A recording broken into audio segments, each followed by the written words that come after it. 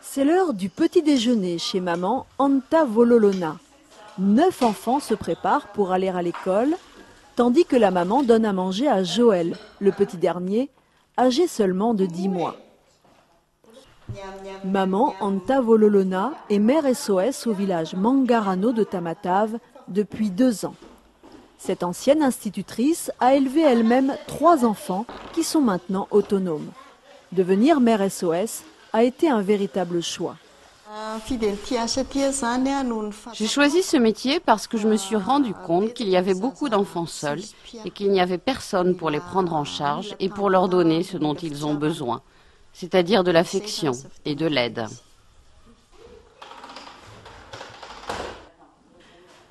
Dans la maison, chacun participe aux tâches ménagères et ce sont les enfants qui cirent le parquet avec des noix de coco. La maman et la tantine qui l'aident ont en charge 3 fratries différentes et 2 enfants seuls qui grandiront comme des frères et sœurs. Ce sont les plus petits qui partent à l'école en dernier, direction le jardin d'enfants.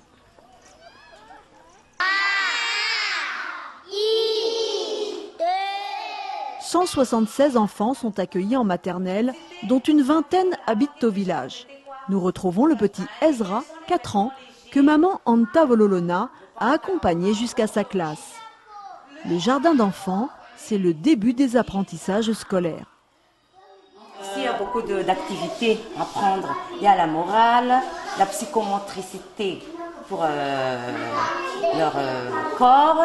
Il y a le pré-maths, le pré-écriture.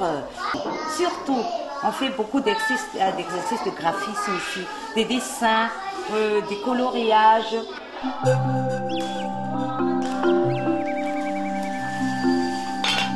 Pendant ce temps-là, à la maison, la maman et la tantine s'activent aux tâches ménagères.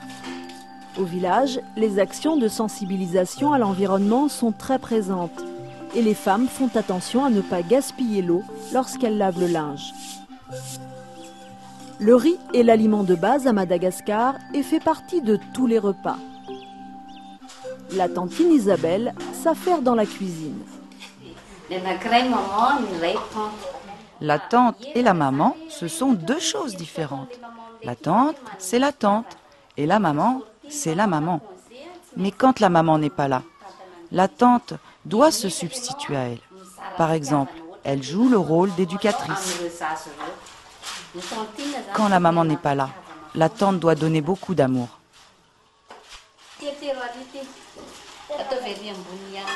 C'est l'heure du repas de midi, un moment de partage et de recueillement pour toute la famille.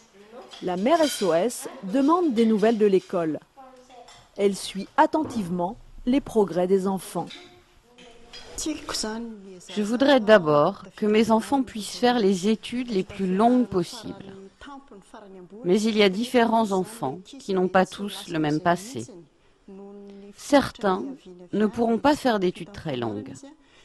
J'aimerais que ces enfants soient aussi autonomes professionnellement. Louise, 15 ans, se prépare pour retourner à l'école. L'adolescente est passionnée de handball. Elle est sélectionnée pour un match international face à l'île de la Réunion. Louise a développé des liens très forts avec sa mère SOS.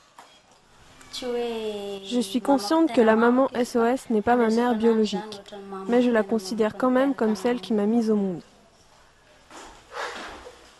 Bonsoir, au revoir tout le monde. Bon après-midi. Au revoir chérie. Au revoir chérie. La jeune fille est scolarisée en 5e à l'école du village.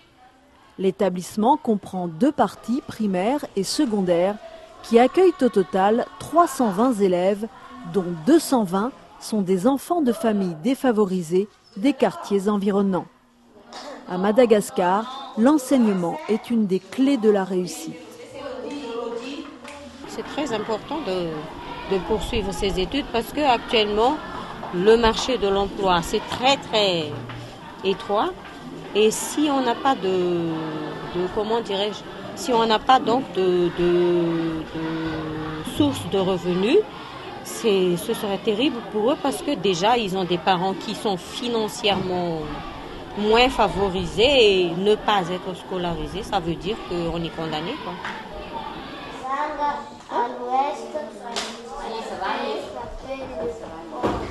Chaque soir, en rentrant de l'école, c'est le même rituel. La tantine et la maman aident les enfants à faire leurs devoirs, soutenus en cas de besoin par l'équipe d'éducateurs du village. C'est très important qu'il y ait des révisions à la maison. C'est quand même la révision de ce qu'ils font à l'école et ça développe l'intelligence. Tous mes enfants sont intelligents. Un bon suivi dans les étapes scolaires leur permet d'avancer dans leurs études. Louise, elle, regarde déjà l'avenir avec lucidité. Quand je serai adulte, je voudrais être pilote ou bien avoir un métier en relation avec le sport.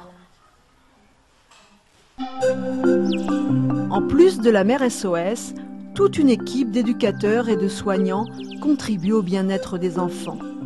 L'essentiel est là, dans l'espérance d'une vie d'adulte heureuse et autonome.